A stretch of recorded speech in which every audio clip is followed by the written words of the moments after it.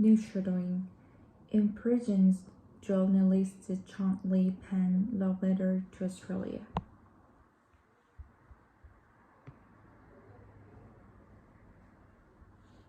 For almost 3 years, Nicole's only communication with his partner Chang Li has been via letters. But he was the recipient of her latest dispatch. The people of Australia were. She's a very proud, passionate Australian. It was wonderful for her to be able to show that.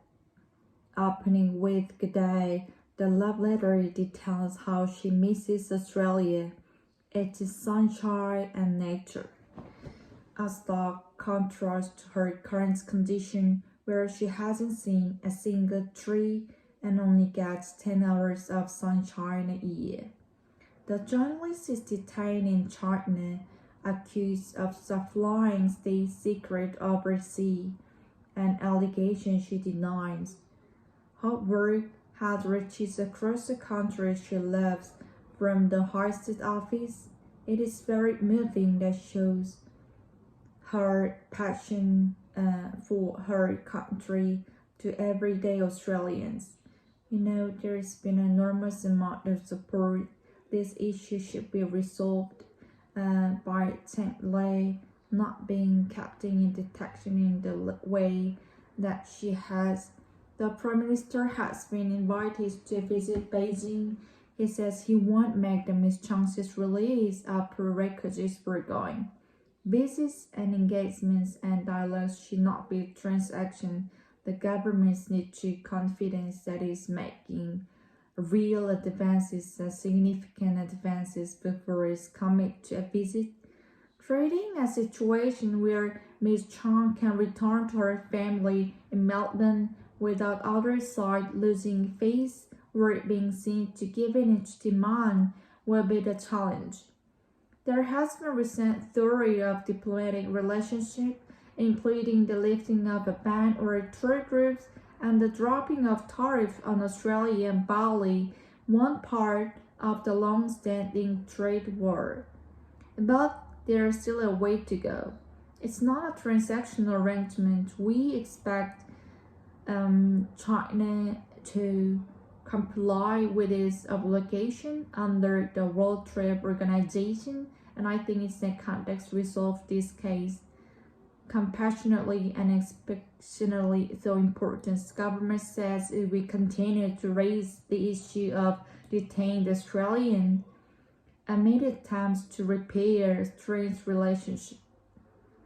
Chang Li's loved one, including her 2 Australian children, will be hoping that's the case. Natalie Whiting, ABC News, one more.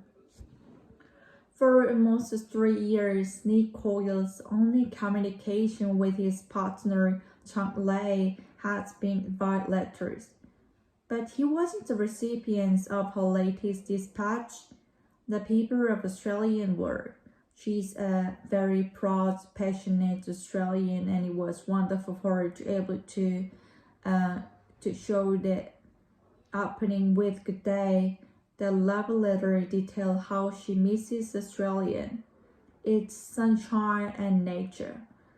A stark contrast to her current condition, where she hasn't seen a single tree and only gets 10 hours of sunshine a year. The journalist is detained in China, accused of supplying state secret overseas, an allegation she denies. Her work has reached across the country she lives, from the highest office. It is very moving that show her passion for her country to everyday Australians.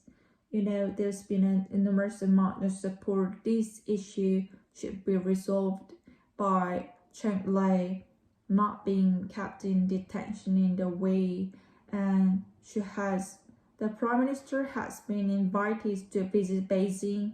He says he won't make the Miss Chang release a prerequisite for going. Visits and engagements are dollars should not be transactional.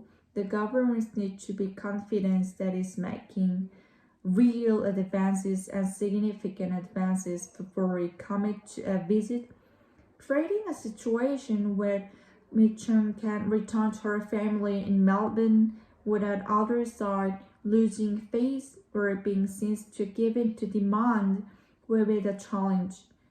There has been recent theory of diplomatic relations, including the lifting of ban or tour groups and the dropping of tariff on Australia and Bali, one part of the long-standing trade war.